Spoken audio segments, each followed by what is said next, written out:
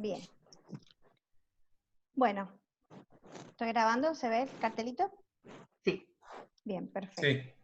Gracias. Bueno, buenas tardes a todos y a todos. Bienvenidos a esta segunda conferencia previa a las jornadas de investigación y prospectivas de la FISH 2020.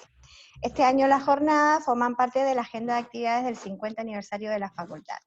¿Sí? Esta tarde disertará con nosotros la doctora Cecilia Hidalgo. Cecilia es profesora plenaria de la Universidad de Buenos Aires e investigadora del Instituto de Ciencias y Antropologías de la Facultad de Filosofía y Letras de la UBA.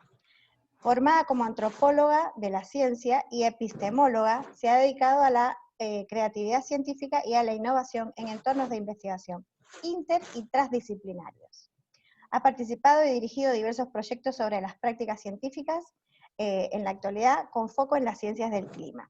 Entre ellos se destaca su desempeño como directora del proyecto de una red de universidades multinacional y multisectorial para la provisión de servicios climáticos en el sureste de América del Sur, financiado por el Instituto Interamericano para la Investigación y del Cambio Global. En la actualidad integra la Unidad de Coordinación Regional del Sistema de Información sobre Sequías para el sur de América del Sur, lo cual es una colaboración entre 6 países para producir y diseminar información climática para apoyar en la toma de decisiones. Este proyecto está financiado por el Banco Interamericano de Desarrollo y el programa Euroclima. Así que bueno, en la tarde de hoy Cecilia nos ofrecerá la conferencia Redes de Investigación Científica, el reto de la colaboración. Oficiarán como moderadores Enrique Miura y Luis Córdoba. Se le pide a los presentes que silencien sus micrófonos y que hagan todas las preguntas que surjan durante la charla por el chat, las cuales van a ser distribuidas a los moderadores para sus respuestas. Muchas gracias, Cecilia. Bueno, muchísimas gracias. Antes de compartir la pantalla, ver un poco a todos, agradecerles la presencia y sobre todo la invitación a estar en una institución que es tan querida, y que he podido visitar en varias oportunidades porque se ve que estos intereses así de abrir el juego, de estar con gente distinta, pero con la que se puede compartir proyectos, visiones de la investigación, de la universidad y del país, no es nueva, y la verdad que me estoy muy contenta de una vez más estar con ustedes. Me ha sido, digamos, muy interesante el conjunto de preguntas y de, digamos, disparadores de este diálogo que vamos a tener aquí hoy, ¿no? ¿Cuáles son los retos que la investigación científica tiene hoy? Por supuesto que siempre hay investigación científica que se sigue haciendo en términos más tradicionales, lo que es más conocido. Yo me voy a dedicar a algunas digamos, lineamientos que son emergentes, no estrictamente nuevos, porque todos estos procesos llevan varios años, pero que están centrados en lo que muchos llaman el giro colaborativo, ¿no?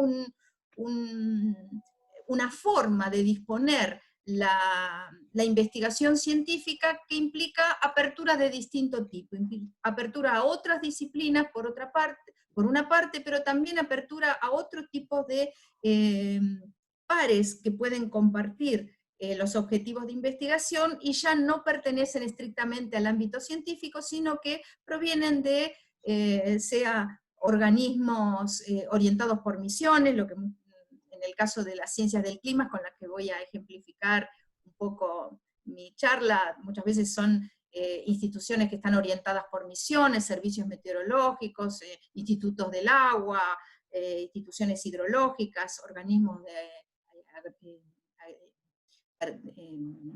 como el INTA, por ejemplo, ministerios de Agricultura, en fin, una serie de organismos públicos y también agentes sociales que no pertenecen ni a estos organismos, que muchos de ellos están en el sistema científico-técnico, pero tienen orientaciones por misiones específicas, tienen que ser servicios que están muy delimitados en sus estatutos, Pero también en las investigaciones empiezan a participar otros tipos de agentes sociales, ya vamos a ver algunos ejemplos.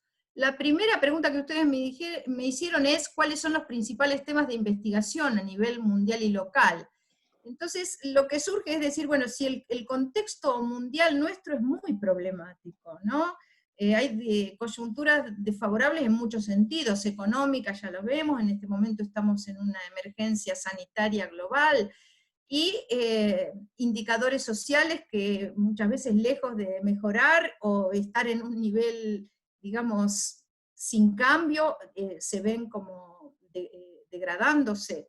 Y en particular, supongo que, digamos, también aquí hay varios interesados en esto, hace un tiempo que hay mucha preocupación sobre la degradación ambiental, los efectos adversos del cambio climático, la pérdida de biodiversidad, de formas de vida, de esa manera, y todo esto unido también a una conflictividad social que también muchas veces va en aumento, ¿no? Lamentablemente los problemas son muchos, entonces uno podría decir, principales temas de investigación a nivel mundial, son famosos, aparecen prácticamente en todos los momentos en que se habla de cuáles son los lineamientos de la investigación actual. Bueno, esta famosa Agenda 2030, que ha planteado 17 objetivos de desarrollo sustentable o sostenible, que han sido suscriptos por la Argentina. Y allí ustedes me decían, bueno, pero entonces esto es a nivel internacional, y a nivel local, ¿qué pasa? ¿Cuál sería una agenda propia? Dentro de esta agenda, que repito, la Argentina ha suscrito y que tiene a muchos de sus organismos del complejo científico-tecnológico orientando su investigación también con algunos de estos lineamientos. Bueno, yo diría, y esto lo pongo acá, que estas agendas globales requieren una agenda situada, que nosotros veamos cuáles son nuestras capacidades actuales, cuáles son las brechas, las necesidades que tenemos en nuestra región alrededor de esta agenda.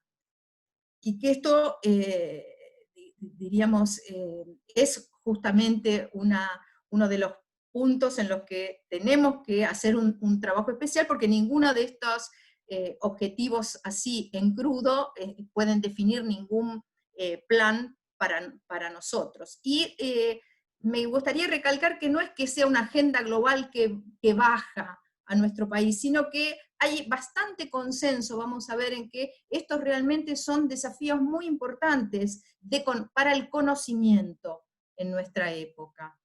Entonces uno diría, bueno, ¿cómo evoluciona el trabajo de investigación y qué consecuencias tiene cuando uno empieza a entender que quizá los problemas que exigen conocimiento en nuestra época, o las que nosotros nos gustaría dedicarnos, por supuesto que siempre cada disciplina puede tener su propia dinámica interna para definir problemas, y eso está totalmente, diríamos, legitimado también, ¿no? Hay ciencias básicas que por ahí están por fuera de esta agenda y que, bueno, no necesitan una adecuación, una dinámica tan de ajuste en este momento, y ya se mostrará con el correr del tiempo la fecundidad de esos desarrollos, ¿no? Pero para los que estén, digamos, preocupados por un conjunto de conocimientos que la sociedad en este momento reclama y que pueden recibir un tratamiento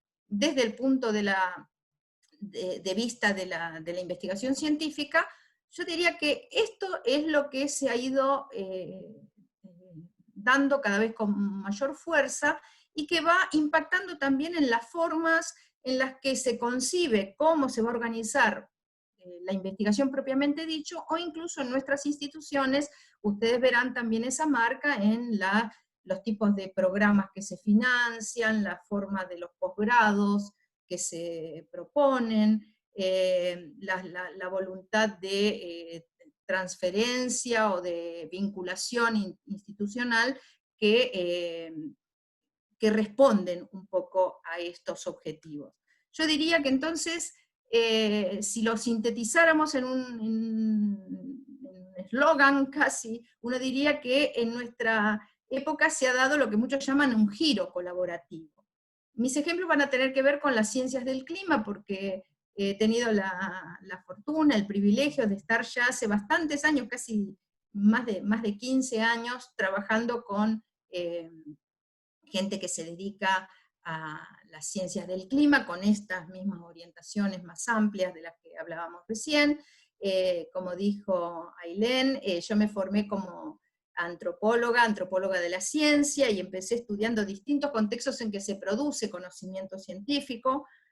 Hace muchos años se hablaba de comunidades científicas. Bueno, ¿qué serían estas comunidades de pares ahora ampliadas, en las que estamos, donde ya no son las disciplinas las que recortan quienes van a investigar? Me metí en el tema de qué pasaba en los equipos interdisciplinarios, y así cada vez más fui siguiendo una dinámica de colaboración que, como quisiera mostrar en algunas otras diapositivas que he preparado, va profundizando su visión, y va tratando de, diríamos, avanzar en una agenda de colaboración cada vez más. ¿Este giro colaborativo qué implica? Bueno, es que este contexto social del que hablamos plantea muchos desafíos que son científicos. Hay muchos problemas que se pueden formular en el lenguaje de la ciencia. Lo que pasa es que inmediatamente cuando se los ha formulado, uno se da cuenta de que la ciencia sola no puede responder esos problemas. Porque además de implicar un desafío científico, hay un desafío democrático, podríamos decir, un desafío que tiene que ver con la gobernabilidad de ese conocimiento. En este momento, el ejemplo del COVID es un ejemplo que es hasta fácil, digamos, para ver estas cuestiones, ¿no? Cómo ese desafío científico se va entremezclando muy prontamente con una serie de cuestiones que ponen a esa ciencia rápidamente en una interfaz con la política en un sentido amplio, es decir, con planes sociales, decisiones que exceden completamente al ámbito académico, y que son apremiantes, ¿no? Porque, por ejemplo, en el caso del clima, se han orientado a la voluntad de proporcionar servicios climáticos, pronósticos basados en impacto, tener sistemas de alerta temprana que permitan decisiones tempranas, que mitiguen daños o aumenten la resiliencia. Ese es el tipo de planteo al que me estoy refiriendo, y ese es el tipo de interfaz a la que me estoy refiriendo. Y en esta colaboración, ¿qué se supone? Se supone que el conocimiento mismo que se produzca va a ser de mayor calidad. Porque uno podría pensar, bueno, cuando hay inclusión de otros sectores, quizá lo que se está asegurando es la legitimidad de los procedimientos, lo que muchos llaman la gobernanza, en la toma de decisiones, que haya más gente que esté pudiendo decir, bueno, qué se va a hacer ante cierta situación. Pero acá el punto también es que el conocimiento no tendría la misma calidad si esa colaboración no se diera. Y bueno, entonces allí ustedes lo habrán visto por todos lados, incluso en los organismos más importantes es una palabrita de moda, esta idea de que la academia, las organizaciones gubernamentales, los agentes sociales en general, interactúan para coproducir conocimiento. Lo que digo en la palabra de moda es esa de coproducir, codiseñar, todo lo que empiece con co, ¿no? Además de colaborar. Esta idea de que, bueno, somos varios, y para que el conocimiento sea relevante por una parte, pero a la vez sólido, capaz de apoyar la acción colectiva, tiene que darse esa coproducción. En el caso de los ejemplos de clima, que acá, como decíamos con Ailén, un poco en la previa, yo voy a tomar algunos ejemplos en los que he participado, y que tienen que ver con la provisión de servicios climáticos. Muchas veces lo que se veía al principio era sobre todo un desajuste entre la capacidad de las ciencias del clima y las expectativas, necesidades y creencias de los tomadores de decisiones. O sea, una necesidad de unirse para que hubiese una posibilidad de aprovechar un conocimiento que ya estaba avanzado y que sin embargo todavía no estaba en la arena pública. Sin embargo, cuando uno avanza en la colaboración, va viendo que eso inclusive se queda corto, ¿no? Porque muchas veces hay un desconocimiento desde el punto de vista de la academia o incluso de las instituciones operacionales, pero que pertenecen al sistema científico nacional, muchas veces un desconocimiento de quién va a usar ese conocimiento, para qué lo necesita, cómo lo entiende, cómo lo comprende. Y bueno, en ese sentido aparecen muchos obstáculos nuevos, que a veces son del conocimiento, es decir, bueno, hay que avanzar en tal tipo de investigación, y muchas veces son pragmáticos, ¿no? No es sencillo ahora ampliar ese universo de diálogo, de discusión, de producción de conocimiento con otros tipos de agentes que tienen otras agendas, que tienen otra formación, que tienen otras visiones de lo que consideran adecuado, bueno, conveniente. Entonces también son, digamos, momentos en los que se requiere, decimos siempre, mucha paciencia, humildad, ¿no? No es cuestión de imponerle al otro la visión de uno, que venga él que se la sabe y entonces, no sé, enseña a los demás lo que tienen que hacer, ¿no? Tiene que haber redundancia, una capacidad de repetir cosas y también de estar en condiciones de entender, de captar lo que los otros están diciendo, lo que vamos a llamar acá una cierta empatía, ¿no? Poder oír, y poder ser receptivos a eso que se oye, ¿no? No como alguien que hace que oye, pero no le impacta lo que el otro está queriendo transmitir o conversar. Entonces uno diría que en este tipo de problema el gran desafío, por un lado, es este que suele, digamos, condensarse en la palabra de interdisciplina, ¿no? Es decir, bueno, acá hay un primer nivel de colaboración que involucra la interacción entre muchas disciplinas. Y hay disciplinas que están más cerca, disciplinas que están más lejos. Uno podría decir, bueno, quizá, aunque a veces son mitos, pero dice, bueno, quizá de un ingeniero, un matemático está más cerca, por ahí un antropólogo está más lejos. Vaya a saber, el mundo es muy, muy raro, por ahí se llevan mejor los ingenieros con los antropólogos que con los matemáticos, pero en principio hay una idea de, bueno, hay un haz de objetivo que no puede ser abarcado desde una sola disciplina científica, y entonces muchas veces ya desde hace años vemos en nuestras instituciones muchos programas que alientan por lo menos la comunicación, que en el rango más básico podría ser multidisciplinario, es decir, que venga gente de distintas disciplinas y que muestre su perspectiva sobre un cierto problema, por ejemplo, o qué aporte podría tener a la solución de un problema. Ese sería el estadio más básico, pero bueno, ya es un buen comienzo, podríamos decir. A veces la interdisciplina tiene como una vueltita de tuerca más, la voluntad de que haya una mayor integración entre lo que viene de una disciplina y otra. Pero cuando se le suma, y ahora vamos al segundo desafío, esta voluntad de salir un poco de la academia y hacer participar actores sociales extracientíficos, ya sean gubernamentales o no gubernamentales, ¿no? Podríamos decir,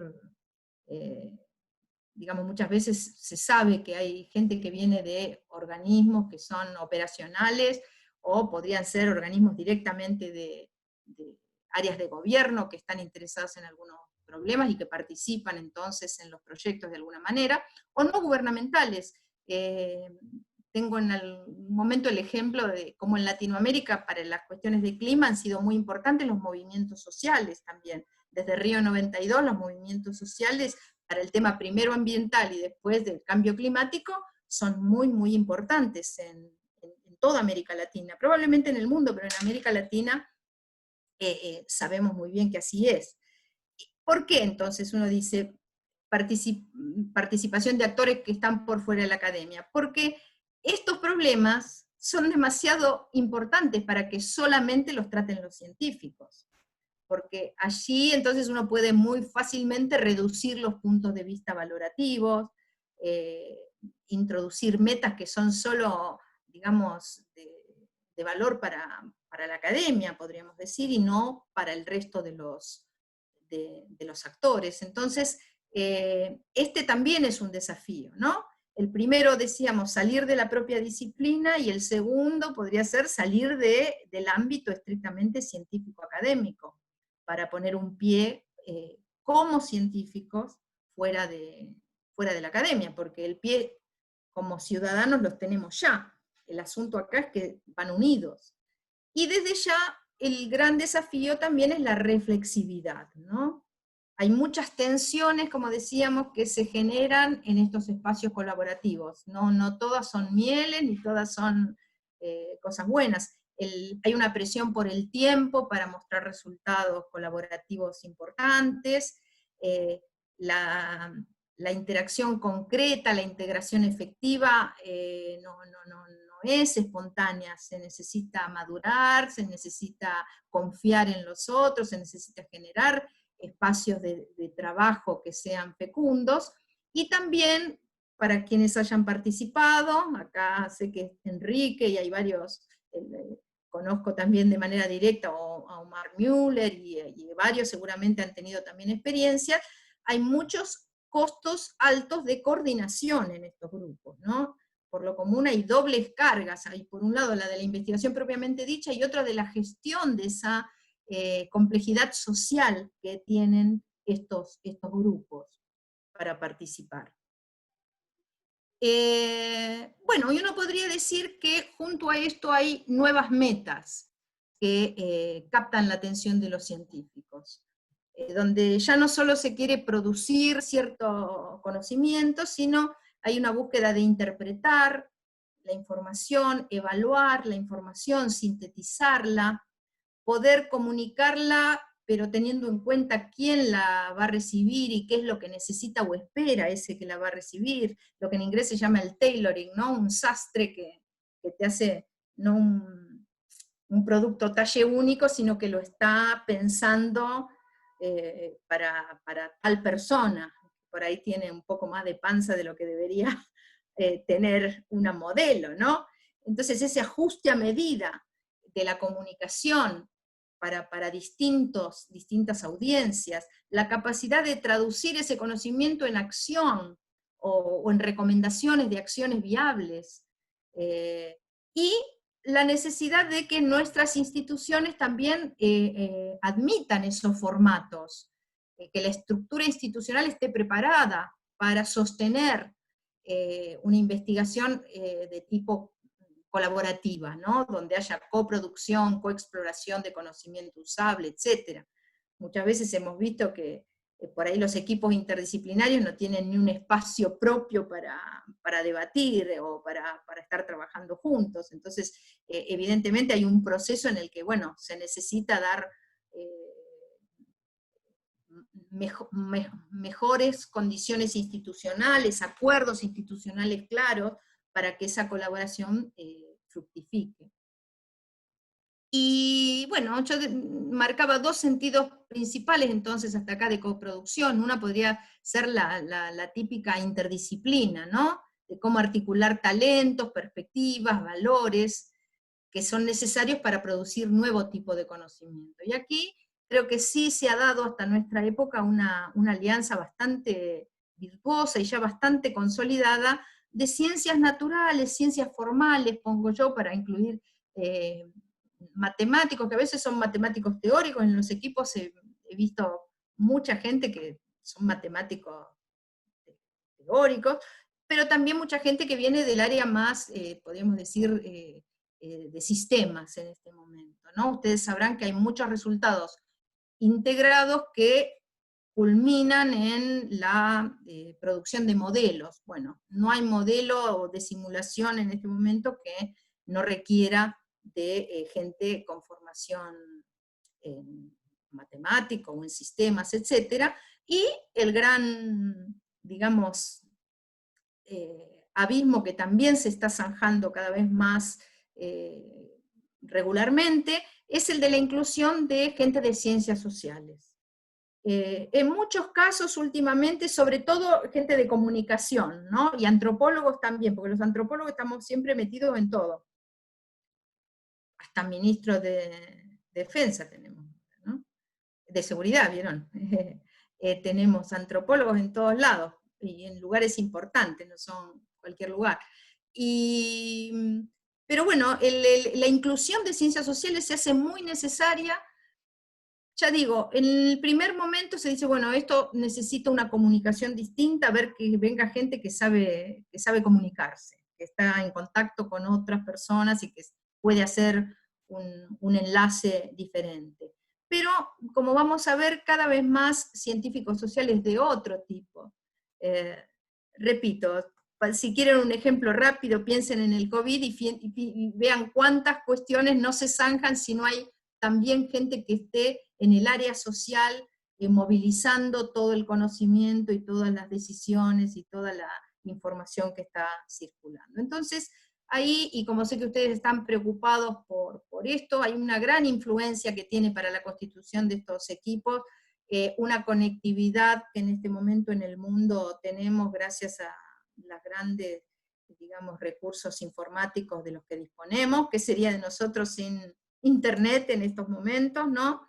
Y la posibilidad, cuando hoy le preguntaba yo a Omar dónde estaba, es que puede ser en este momento que alguien esté, digamos, participando en esta reunión desde un lugar muy remoto. Entonces también esta interdisciplina se ha hecho distinta por la ciberinfraestructura de la que disponemos, que no sustituye mucho o tanto la relación personal, pero que ha ayudado mucho a la integración y al diálogo, y bueno, que también cada vez la estamos sabiendo aprovechar un poco mejor. Y la digitalización desde ya de muchos procesos y de muchos procedimientos que no vamos a entrar en este momento ahora.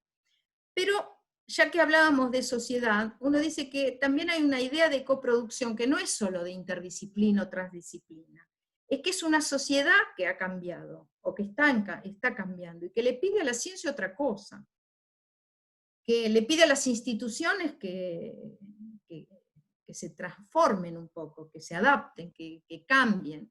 Y, por supuesto, eso tiene expresión también en cómo nos comunicamos acerca de la ciencia, qué lenguajes usamos, qué lugar entonces está teniendo distinto la ciencia y la tecnología en la sociedad.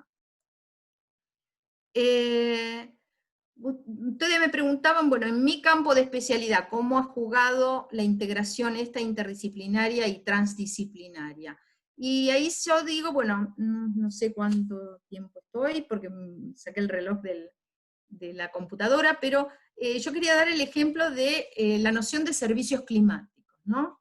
La noción de servicios climáticos tiene una historia relativamente corta, pero es muy ilustrativo de este proceso del que estoy hablando, porque, bueno, en este nombre, esta idea misma de una información climática de la mejor calidad científica, pero que es entregada de una manera oportuna a quienes van a tener que tomar decisiones. La condensación de esta voluntad es clarísima en esta noción, y esta es una noción que, como les digo, por ejemplo, tiene un nacimiento muy próximo a nuestros días. Aquí tiene una definición del año 2001, yo había puesto, pero no la voy a digamos, a desplegar con tiempo, ¿no? Pero piensen ustedes, bueno, cómo fue cambiando la idea primero de la investigación sobre el ambiente en la década del 70, esos primeros pasos que se dieron en las conferencias de Estocolmo, donde empiezan a salir los primeros grandes, digamos, proyectos de investigación que ya por estar, digamos, enfocados en el ambiente, incluyen un poco de esta, digamos, complejidad interdisciplinaria, pero después la unión ya casi directa a lo que es,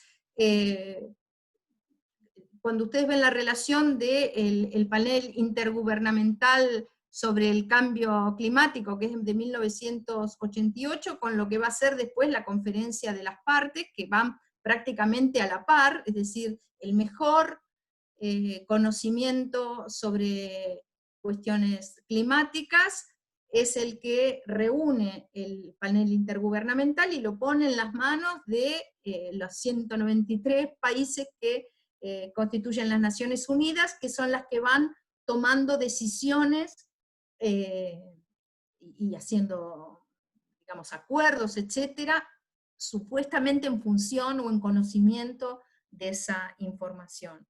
Como decía, también en Latinoamérica para nosotros han sido importantísimos los movimientos sociales, primero ambientalistas, ahora ya como que el tema del ambiente se ha reconfigurado más a la cuestión de cambio climático, pero fíjense que muchos dicen que fue en la conferencia de Río 92 que prácticamente es la base de los acuerdos de Kioto del 97, las dificultades mismas de ponerlos en vigor, que recién se dieron en el año 2005, la importancia que tuvo también hace relativamente poco tiempo Río +20, donde hay un montón de acuerdos respecto de agendas de investigación específicas que se van a hacer alrededor del cambio climático. Y bueno, y esta noción de servicios climáticos, que podríamos decir aparece casi con el nuevo milenio, que tiene una tradición, porque la idea de servicio no es tan ajena a lo que es la meteorología, pero la idea de que ese servicio se da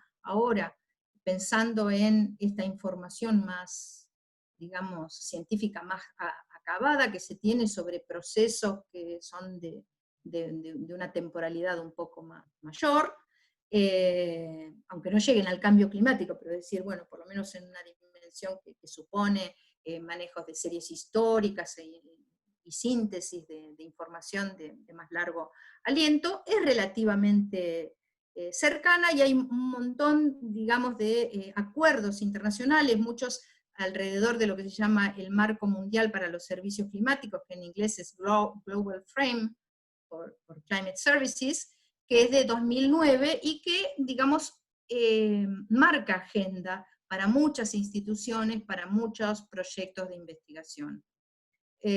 Si ustedes ven los componentes famosos del Marco Mundial para los Servicios Climáticos, hay muchas cosas que son conocidísimas para la ciencia, hay que hacer observación, monitoreo, investigación, etcétera, pero aparece esta novedad que es la de que hay que relacionarse con los usuarios. Hay que tener una interfaz con aquellas personas para las que esa información es relevante y que van a tener que tomar decisiones en función de esa información.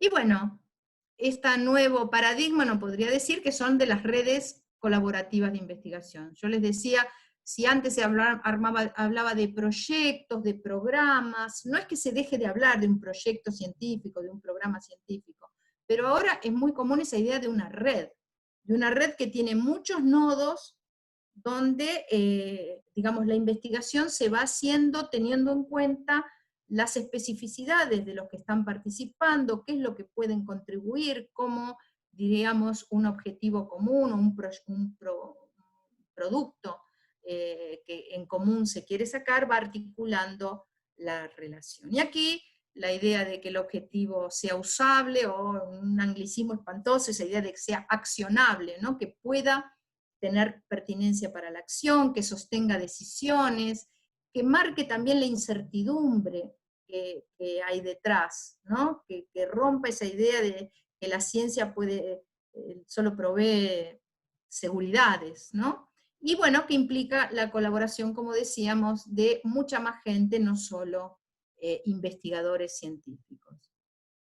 Si yo les marco cómo desde la década del 70, fines de la década del 70, cada vez más hasta llegar a los proyectos de nuestros días, como Future Earth, o los programas Diversitas, etcétera, ustedes van a ver en todas las convocatorias un poco este esquema, ¿no? Y sobre todo en este caso, la obligación desde el llamado mismo a la financiación de proyectos científicos, de la inclusión de científicos sociales, donde no se concibe que estos proyectos puedan ser llevados adelante sin gente que venga del campo de las ciencias sociales, o incluso de las humanidades, en el sentido de a veces también filósofos, epistemólogos, etc. Y bueno, y acá yo lo último que voy a decir es que yo he tenido la suerte desde, no sé, ya desde el año 2005, de participar en distintos proyectos que podríamos decir que fueron subiendo la apuesta en la colaboración. Aquí les doy un listado, ¿no? Por supuesto ya aparecían, yo soy de la UBA, como les decía ya profesora plenaria, así que conozco hace varios años la institución. Cada vez ha ido incluyendo más en sus programas interdisciplinarios, en áreas típicas, cambio climático, transporte, marginalidades sociales, en fin, y creo que esto es una pauta que más o menos todas las instituciones universitarias han ido siguiendo, de fomentar, de tener recursos de investigación propios para estos equipos interdisciplinarios. El CONICET también ha apoyado mucho, y el FONTAR, o todos los programas de la agencia, han tenido sus líneas en este sentido. Después, con sede en Argentina, pero ha habido muchos programas aquí que han contado con financiación de los proyectos de la National Science Foundation, en los que ya, fíjense ustedes el título, ¿no? Biocomplejidad en el medio ambiente, sistemas naturales y humanos acoplados. Está traducido al castellano, ¿no? Pero no había manera aquí de no estar ya constituyendo un equipo que tuviese toda ese espectro de talentos, de formaciones incluidas. Después, uno en el que tuve el privilegio, la oportunidad de ser la investigadora principal, responsable de un proyecto financiado por un organismo interamericano. Éramos ya varios países, ahí participó Omar Müller, puede contar, que ahí ya se pretendía una ciencia climática utilizable, esa idea de proveer servicios climáticos a los sectores de agricultura e hidrológicos en el sudeste de Sudamérica. Era un proyecto regional que involucraba a varios países del sudeste de Sudamérica. Después participé también en otros ya más locales, donde, por ejemplo, todo este conocimiento se llevaba a territorio, una zona especial del sudoeste de la provincia de Buenos Aires, que es un sector muy castigado por sequías, incluso en algunas zonas en proceso de desertificación, en los que se quería entonces generar pronósticos por impacto, sistemas de alerta más sólidos y consensuados. Y bueno, en la actualidad estoy participando muy activamente en un proyecto que da el pasito más de todo esto, tratar de diseñar un sistema de información sobre sequías, contribuir a la definición de políticas de sequía, a la interacción entonces interinstitucional que en cada país el proyecto está también, digamos, enmarcado en un centro regional del clima, en el que hay 6 países del sur de Sudamérica, pero en el que ya se da incluso el paso de ver cómo se puede hacer para que se llegue a diseñar e implementar un plan nacional para sequías que permita salir de no sé, la reacción improvisada una vez que la crisis ya se presentó, a acciones de mitigación, de prevención, de preparación, que, bueno, si bien la asistencia durante los eventos adversos climáticos como este siempre van a ser necesarias, se supone que van a mitigar impactos, aumentar la resiliencia, y en eso, digamos, hay todo un conjunto de instituciones, de científicos, de conocimientos y de proyectos que están abocados. Yo cortaría allí la exposición, pienso que he tomado el tiempo, y voy a salir de la presentación para que podamos, no sé, discutir entre todos, y si necesito ampliar y tengo algo más para mostrarles, volvemos a eso. Pero bueno, me gustaría volver a verles las caras y que ahora conversemos entre todos.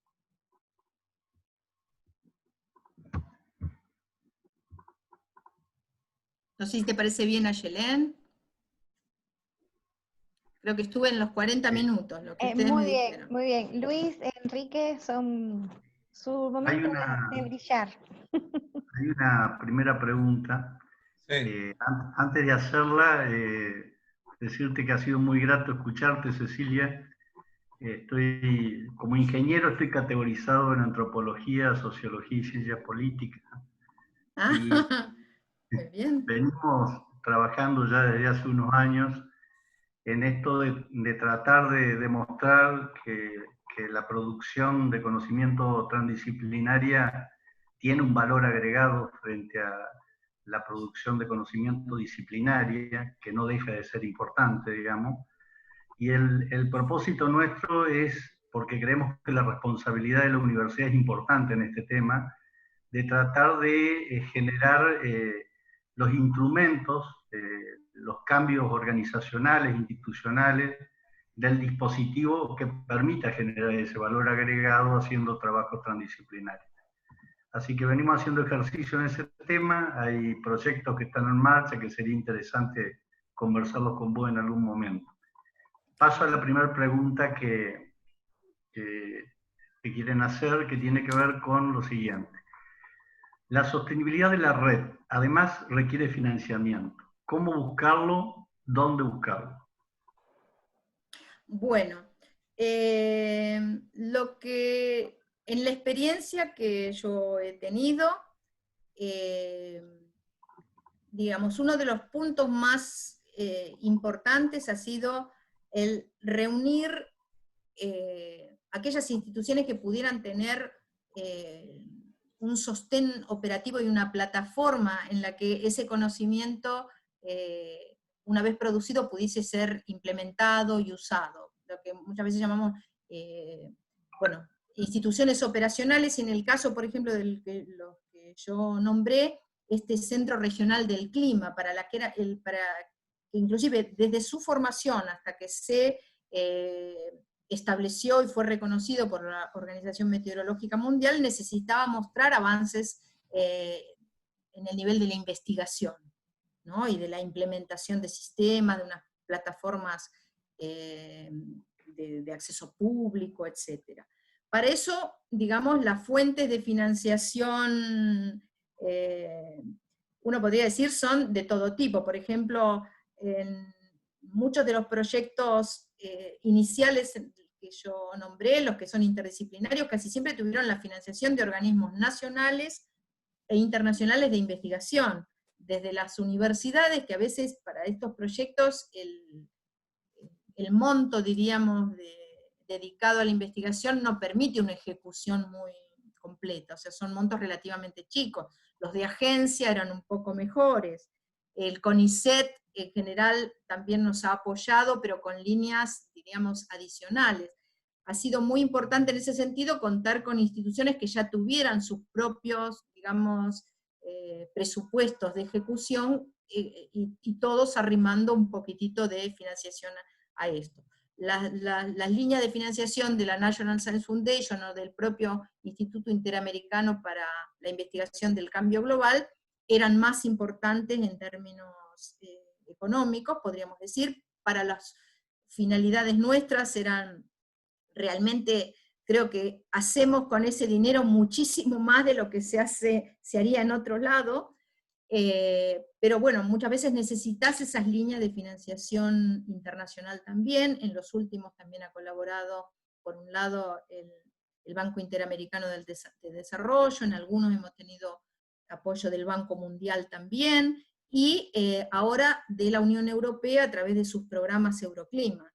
Todo eso, digamos, va sumando, y la necesidad de conseguir continuamente, digamos, la sostenibilidad a largo plazo de estos proyectos es importante, pero bueno, desde ya hay un esfuerzo de asegurar la financiación que es continuo para todos estos equipos. La suerte, como decíamos, es que si uno, digamos, ya cuenta con algunas estructuras operativas de base, hay algunos costos y hay algunos réditos de implementación que están asegurados. Pero bueno, hay que moverse mucho. Yo el otro día estaba con gente de Chile, y me dijeron que lamentablemente para muchos proyectos interdisciplinarios, no estábamos hablando de los de clima, pero estábamos en una red de estudios interdisciplinarios y transdisciplinarios, que todos los programas interdisciplinarios habían quedado sin financiación para el año que viene. Es lo primero que tacharon. Y eso también puede pasar en Chile, ¿no? No sé, en Brasil también sé que estaban teniendo bastantes problemas de financiación. Nosotros en este momento en Argentina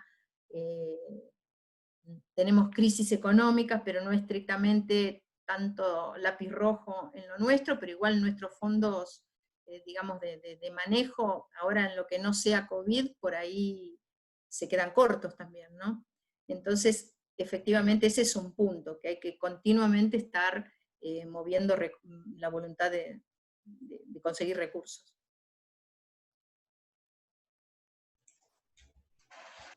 Bueno, si les parece, sigo con otra pregunta. Dale. ¿Sí? Bueno. Acá dice, el trabajo en redes requiere la construcción de alianzas y sinergias, pero esto no debe ser anárquico. ¿Qué lineamientos clave podría darnos para lograr una estructura armónica en una red? Bueno, como primer punto, uno dice, hay que tener, digamos, una definición de qué visión se tiene sobre ciertos problemas, como para poder reunir a la gente necesaria y con la que uno pueda realmente trabajar. Es muy importante que haya, como decíamos, confianza, que es una confianza en doble sentido, ¿no? Tiene que haber una confianza técnica, es decir, que uno tenga confianza científica en los pares con los que está trabajando, y también hay una dimensión más bien, podríamos decir, de afinidades personales, ¿no? De poder trabajar con gente que sea abierta, que sepa escuchar, como decíamos antes, que sepa repetir, porque uno no puede estar entendiendo cosas de otros mundos casi de una manera automática, generar ese lenguaje común, que es una plataforma básica, pero cuesta a veces llegar a esa página, digamos, inicial común. Yo diría eso, primero es muy importante ver qué constitución de equipo se hace, después que el diálogo sea fluido, a veces hasta es importante prever alguna instancia de resolución de conflictos, de cómo se van a manejar algunos conflictos, algunas pautas claras de funcionamiento, y bueno, lo demás, mucho diálogo. Para nosotros siempre ha sido importante que el diálogo sea permanente. No digo permanente que te vas a reunir todos los días, pero que no sea espasmódico, o algo, o que se hace, no sé, cuando termina el proyecto, cuando se genera un conflicto, ¿no? Que haya un espacio recurrente, periódico, planeado, de intercambio y de reflexión. Por eso puse la reflexividad también como criterio. Hay que ir pudiendo manejar las angustias. Por ejemplo, el investigador se desespera si no tiene resultados en papers. Una persona que está en un organismo público o operacional, si no se llega a un servicio y que sea útil, pues quizás ya su jefe no lo deja participar más en el equipo. ¿no? Los agentes sociales también no tienen tanto tiempo. Guillermo Podestá, que con el que he trabajado prácticamente es con el que me inicié en esta línea de trabajo sobre clima hace tanto tiempo, siempre decía que muchas veces con los agentes sociales uno tiene muy pocas balas de plata, ¿no? Es que no se puede desgastar a gente que está o en movimientos sociales o productores agrícolas si no hay una buena planificación. Todo eso es importante, diríamos, como forma de organizar el trabajo del grupo. Por eso, en mucha bibliografía, si Enrique ha leído todo lo demás, siempre se dice que la tarea de la coordinación es muy dura, porque por momentos el coordinador es el que tiene el manejo, o los coordinadores son los que tienen el manejo más general de todo lo que está pasando en esa red. Y a la vez son los que tienen un poco la carga de ir distribuyendo de manera armónica el juego, podríamos decir, ¿no? Entonces, bueno, no es que sea sencillo. Mucha gente desiste, llegado un tiempo vuelve al refugio más, digamos, más conocido, no, iba a decir cómodo, pero no siempre es que sea cómodo, de su propia disciplina, de su propio departamento, de sus propias revistas. A veces también se dice que faltan estímulos para la labor interdisciplinaria. Un comentario al respecto de sobre esa pregunta me vino bien. Yo, que como estar en matemáticas, los trabajos que se han hecho ahí en el departamento de matemática en esta institución siempre han tenido que ver con matemática y la enseñanza y el no aprendizaje, etcétera. Pero no he visto participaciones de los profes de matemática, que en su mayoría son licenciados en matemática, en trabajos interdisciplinarios que tengan que ver con todo lo que acabo de escuchar recién. Por lo menos no tengo novedades de que yo estoy ahí desde el año 2006. Yo creo que tiene que ver con esto, con el no animarse a entrar a grupos que ya generalmente, por lo que veo, ya están bastante constituidos, por lo menos veo en la ficha, donde tienen una dinámica de trabajo y uno parece que fuese de alguna manera un intruso, entre comillas, porque tiene otra lógica, porque viene de una ciencia con un objeto de estudio distinto. Sin embargo, cuando nosotros hacemos nuestros trabajos y hacemos nuestras propuestas, llega un momento en que necesitamos un ingeniero, porque la matemática para ingeniería tiene que ver justamente con contextos, con problemas de ingeniería, y ahí hay cosas que no manejamos, no las sabemos.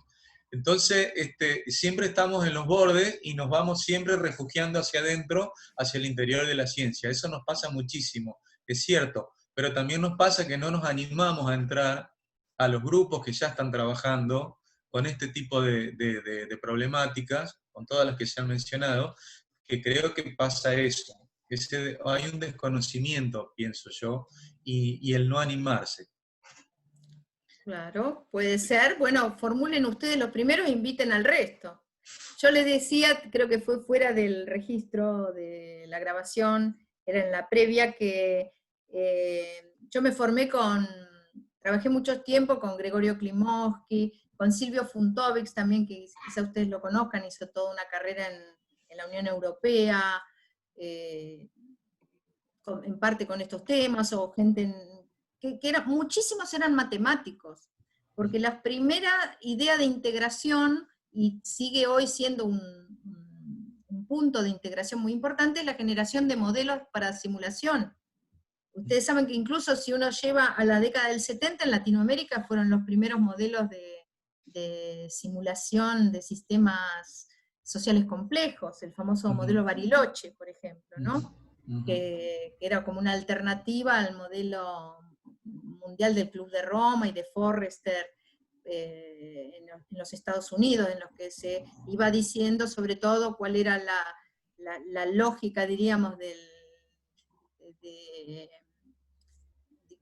la evolución del sistema mundial, que llevaba a grandes crisis, o por contaminación, o por falta de alimentos, o por sobrepoblación, en fin, había distintos rubros. Y allí eran todos modelos matemáticos. Los primeros, digamos, es muy importante cuando se ve la bibliografía mundial el papel de Rolando García, por ejemplo, en estos temas en su momento. con sus modelos matemáticos, hizo también en la década del 70 unos modelos para sequía, para la Unión Europea. Digamos, había muchos matemáticos desde el vamos, porque el modelo de simulación es típicamente un modelo, pero bueno, en general son todos modelos que usan la base computacional, fueron prácticamente los primeros, ¿no? Porque uno puede decir, reúno un equipo para generar un producto, típicamente podría ser un modelo, o bueno, para generar un servicio, generar un producto que puede no ser un modelo, pero en muchos casos ustedes van a ver que los modelos de simulación están en el top, diríamos, de la meta de muchos equipos inter y transdisciplinarios. Aquí tengo otra consulta. Sí. Tengo otra consulta. Quisiera consultarle a Cecilia si la complejidad de articular la investigación entre los distintos actores del proyecto tiene que ver con que cada uno conduce la investigación de manera independiente y con su visión y sin sinergia entre ellos, ¿o a qué se debería? Bueno, la complejidad a veces viene del tema mismo, ¿no? Si yo te digo que el tema va a ser la sequía, en sí, digamos, tiene tantas aristas, habría que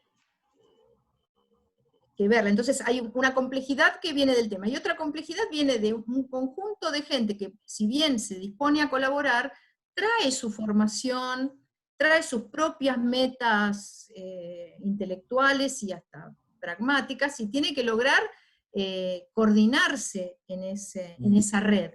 Por eso la idea de red es interesante, porque la idea de red se supone que es más horizontal que la, por ejemplo, de un proyecto jerárquico, en el que hay una conducción y alguien que va diciendo, vos tenés que hacer esto, vos tenés que hacer lo otro, que no hay tampoco una producción en línea, secuencial, ¿no? Es como, justamente, Esteban, lo que vos estás preguntando, hay que hacer una articulación donde cada uno va pudiendo, digamos, articular su propio conocimiento, lo que trae en función de un objetivo común. Entonces, eso produce complejidad. Pero bueno, es la única manera de afrontar de una manera que no sea reduccionista o fragmentada un problema que todas esas aristas de complejidad las tiene. Entonces creo que, y no es espontánea la sinergia. Por eso también digo, la tarea de los coordinadores y de los participantes, el esfuerzo que los participantes ponen en eso, ¿no? De tratar de estar abiertos, de consensuar, de colaborar, de disentir también, porque la reflexividad no implica siempre estar de acuerdo, sino estar presentando, eso cuando decíamos los agentes sociales extracientíficos, muchas veces, bueno, es una gran sorpresa que trae una visión que se sale de la rutina de la ciencia, porque por más diferente que sea un antropólogo de un ingeniero, hemos compartido muchas cuestiones institucionales, y entonces hay cosas que nos parecen comunes, no sé, un sistema de becas, un sistema no sé, de visitas al exterior, de los papers, eso nos es común, pero por ahí una persona de afuera no entiende del todo el valor de un paper. O sea, ¿qué podría ser interesante de un paper, ¿no? Y no de otra cosa, por ejemplo, un boletín, no sé, de uso más general.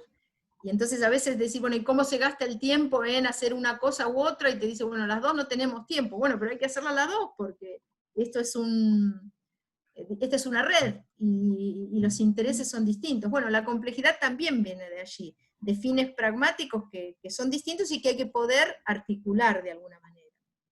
Vinculado a esto, Cecilia, hay una pregunta sobre cómo seleccionar un tema para el trabajo en red, digamos, cómo se selecciona el tema. Digamos. Bueno, acá también una recomendación, pero que es de oro, es importante, es que el tema tiene que ser, digamos, elegido y diseñado en parte por todos, que sea de interés de todos. No, que es perdón, contesté algo a mi familia. que me están ofreciendo algo. No, no ustedes.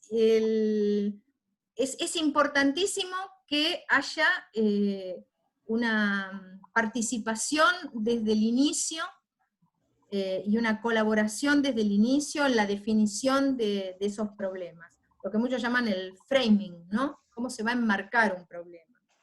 Y que yo he visto también los primeros programas de la agenda, me salió de la agencia, hubo acá la primera convocatoria de la agencia a proyectos en red, hubo proyectos que tenían ya un diseño y que llamaban a distintas instituciones a seguir ese diseño. Bueno, eso por ahí ahorra tiempo, porque, bueno, ya está el proyecto y la gente si quiere se une o no, pero no es lo más común. Lo más común es tener toda una etapa previa de codiseño, podría ser, y también entonces lo que es común es que con sus reestructuraciones muchos equipos vayan rearmándose en sucesivos proyectos. En parte, en el ejemplo que yo les di, la constitución de los equipos no es la misma, pero hay como una experiencia que se va acumulando en sucesivos proyectos, y en ese sentido entonces el codiseño se hace más fluido, más sencillo. Pero eso es importantísimo, que todo el mundo esté, diríamos, participando desde el vamos en qué problemas son importantes, cómo se los va a enmarcar, a quiénes se considera importante convocar. Ese es el punto cero, y de eso depende, como en tantas veces, de la condición inicial, depende mucho cómo va a ser el desarrollo posterior del proyecto. Bien. Otra pregunta, no sé si Luis querés hacerla vos o si no la hago yo. No, hacela. No sé cuál es la que tenés. La pregunta es, ¿qué potencialidad encuentran las redes sociales como herramienta de divulgación científica? Y en este momento las redes, digamos, por un lado, casi todos los proyectos se apoyan en redes en este momento, ¿no? Todas las redes también de investigación. Yo les puedo pasar ahí después la plataforma del CISA en este momento, y hay una comunicación que se extiende por redes sociales, es muy común, como les decía, no hay proyecto importante que no tenga un rubro central en la comunicación, y para eso entonces el uso de redes para los proyectos se está haciendo muy, digamos, muy común y muy importante, estar en Twitter, estar en todas las que haya. Por otro lado, ya se sabe que las redes en sí en este momento están muy cuestionadas por la capacidad que tienen de estar también difundiendo información no acreditada, ¿no? Así que es todo un tema, es decir, la gente en este momento está teniendo acceso a mucha información que no tiene el nivel de acreditación que, ¿no?, digamos, y en aseguramiento de la calidad de lo que está viniendo en esas redes, que sí se tenían otras tecnologías de investigación científica, como puede ser las revistas, con todo un sistema muy, digamos, tradicional ya de referatos, etcétera, ¿no? Pero bueno, digamos, las luces y las sombras en este momento de las redes, el control de la calidad de aquello que está apareciendo en las redes, porque todo el mundo se comunica por redes también.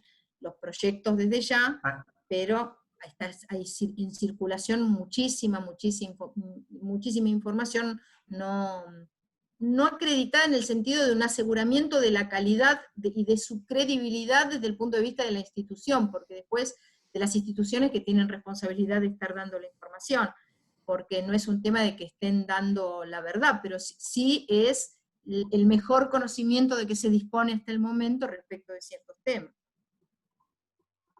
Bien, vinculada a esta pregunta y otra que plantea, las ciencias sociales tienen una importancia evidente en ayudar a las ciencias duras a divulgar, comunicar.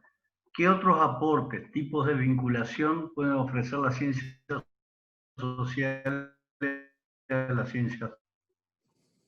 Muy de ingeniero la pregunta es. Sí, muy de ingeniero, porque ese se supone que el científico tiene ya un trabajo terminado y que después le dice al científico social, a ver, reunite vos con la gente y hacéselos entender. Bueno, eso muchas veces se llamaba el modelo del déficit, ¿no?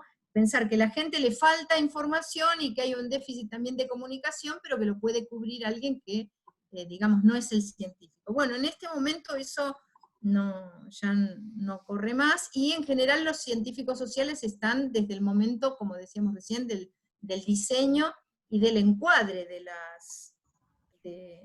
los problemas. Si ustedes piensan, por ejemplo, en este caso, que tomamos como ejemplo, que el enfoque ya desde el vamos es de la provisión de un servicio climático, bueno, no es que puede aparecer al final el científico social, tiene que estar desde el vamos a ver, bueno, qué es lo que se va a entender por servicio, quiénes son los usuarios, qué es lo que están esperando, usuarios de distinto tipo, porque no tiene por qué ser un usuario final, nosotros muchas veces trabajamos con lo que en algún lugar se llama usuarios intermedios, instituciones o asociaciones de productores, etcétera, un tipo de usuario que no es el individual final, pero bueno, eso tiene que, tiene que haber gente que domine lo que es la interacción humana, la dimensión humana, se decía antiguamente, de todos estos problemas. Y también está el lugar del epistemólogo, que a mí a veces me conocen como epistemólogo. A ver, ¿cómo se produce conocimiento en ese contexto? ¿Qué es lo que está pasando? ¿Sobre qué hay que reflexionar? ¿Qué es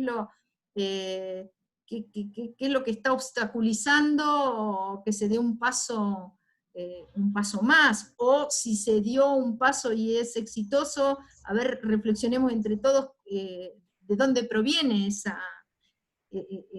bondad de lo que ha ocurrido, ¿no?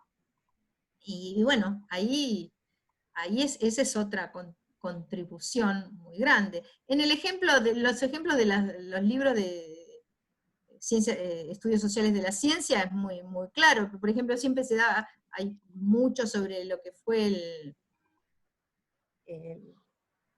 los prototipos primero que se tenían de auto eléctrico ya en la década del 70, y todo un ambiente que era muy favorable, porque era el momento de la crisis del petróleo, y por qué no funcionó nunca el auto eléctrico.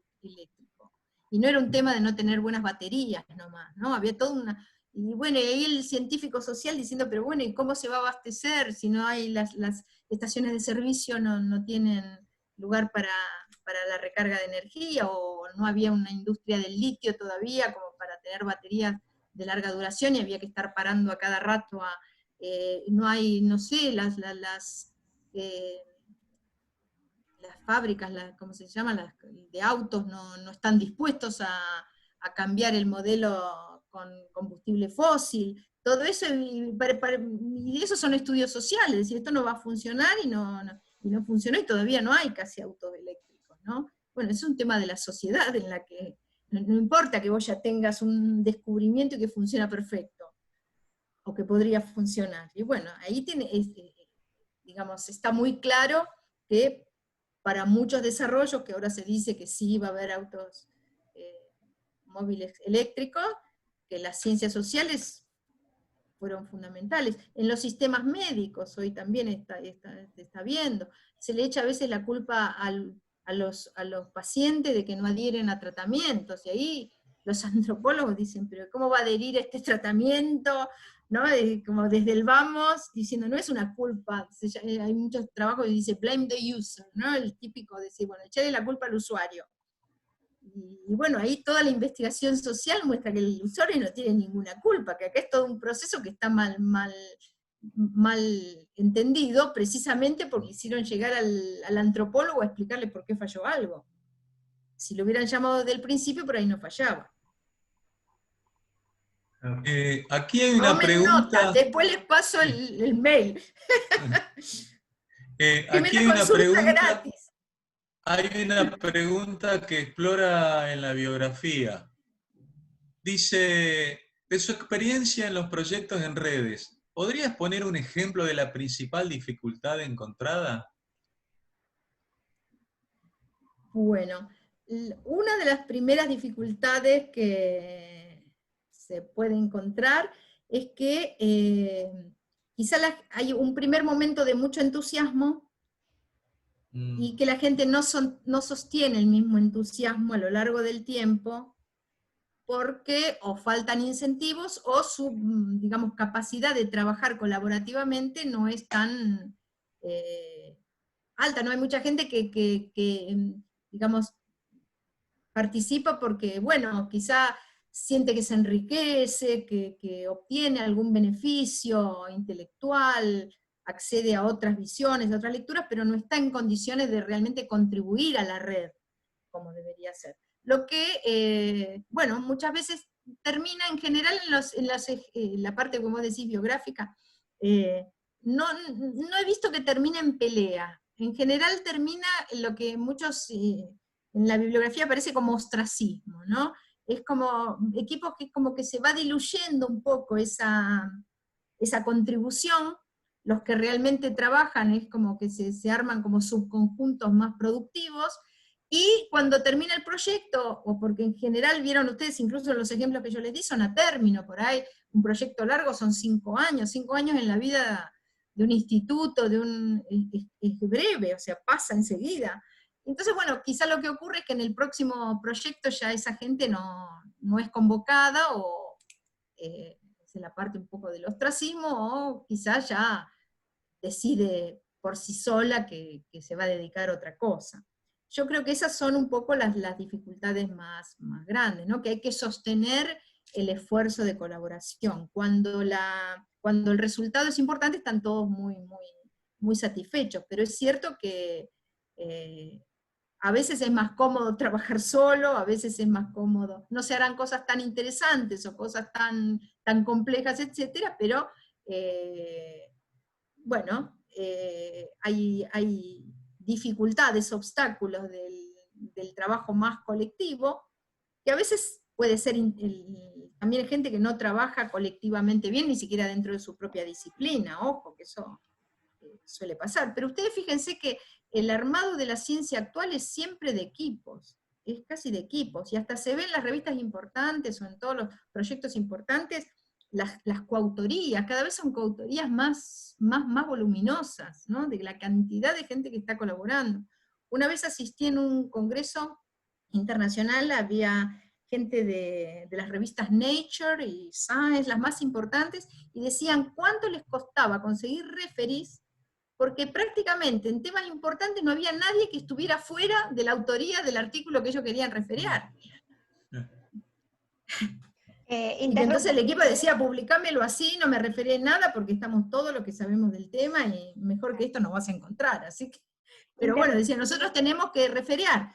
Y entonces habían dicho, bueno, lo habían puesto también, habían puesto los artículos, y dijeron, bueno, a ver, un referato público, que el que quiera lo lea y diga que objeta, y que eso no había funcionado tampoco, porque la gente no se pone a criticar así, suelta un trabajo, ¿no? Y bueno, y es un problema, porque piensen ustedes los grandes proyectos de no sé, genoma humano, eran 1000 laboratorios, ¿no?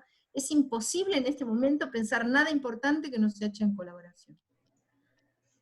Sí, perdón, interrumpo para decir que tenemos 3 preguntas formuladas, y bueno, y serían las últimas 3 preguntas. ¿Sí? Bueno. Para un cachito, Ailén, tengo acá un pedido de Viviana Zuccarelli. ¿Puede ser que querías hacer una pregunta, Viviana? Sí, habilitate el micrófono. Y después pasamos a las 3 últimas preguntas, si te parece, Ailén, y cerramos. Sí. Una era de la de Viviana. Sí, yo le escribí, pero bueno, si me habilitaron... perdón, listo. Entonces ya está respondida. Pero que la escucho. Ya está. La hago personalmente. El tema es, si te parece, Cecilia, que esto que nos está pasando a nivel mundial, de no tener presencialidad y de estar todo el día virtualmente, va a alterar o va a cambiar de alguna manera la forma de investigar, ¿no? Porque uno está acostumbrado a investigar codo a codo, cara a cara con los compañeros, y ahora estos 9 meses nos obligaron a una circunstancia diferente. O sea, ¿cómo pensás que va a ser el futuro? Si esto va a ser siempre así, o cómo vamos a trabajar en el futuro respecto de investigar juntos, ¿no? La experiencia nuestra es que la ciberinfraestructura es muy importante, pero cuando la gente, en la experiencia, ¿no? La gente ya se conocía, es decir, cuando vos ya te conocés bastante, reproducir de alguna manera un trabajo conjunto en espacio virtual no es tan difícil. Ahora, iniciar una colaboración, hay tantas cosas como las que llamaba Polanyi, de conocimiento tácito, ¿no? De eso de estar con el otro, de lo que no se transmite de manera enunciativa, sino que tiene que ver con compartir un espacio. Bueno, que eso quizá no se da, hay un contacto por ahí que uno dice, bueno, estuve en una reunión virtual con un montón de gente y quizás yo después me cruzo con vos, Viviana, y no te reconozco del todo, y si hubiese sido cara a cara, seguro que después nos tomamos un café juntas. Pero, ¿qué es lo que pasa? Estamos aprendiendo mucho a usar esto también, entonces no me extrañe, no nos extrañemos de que en algún otro momento bueno, haya algunos procesos que, digamos que sí los podamos cubrir, e incluso algunos con algún beneficio. Hoy justamente estábamos hablando de una reunión que se podría haber hecho para un proyecto, uno de estos proyectos, del proyecto CISA, en el que en principio contábamos, ahí va para lo de Enrique, con una financiación para convocar a unas 20 personas a un taller, y ahora tenemos 80, 90 invitados y vamos a poder trabajar perfectamente. Lamentablemente no nos vamos a encontrar los 20, pero nunca creímos que íbamos a poder tener 80 personas y de la calidad, y con las ganas de participar que vemos que tienen en este evento. Entonces, no sé qué cuentas sacaremos. Después he hablado con varios especialistas en estos de espacios a distancia, ¿no? Ellos me decían que hasta hace un tiempo era como un segundo estándar, era como una cosa que era de menor calidad, y que ahora se le está viendo justamente esos beneficios, y que también nosotros hemos hecho mucha conexión a distancia de emergencia.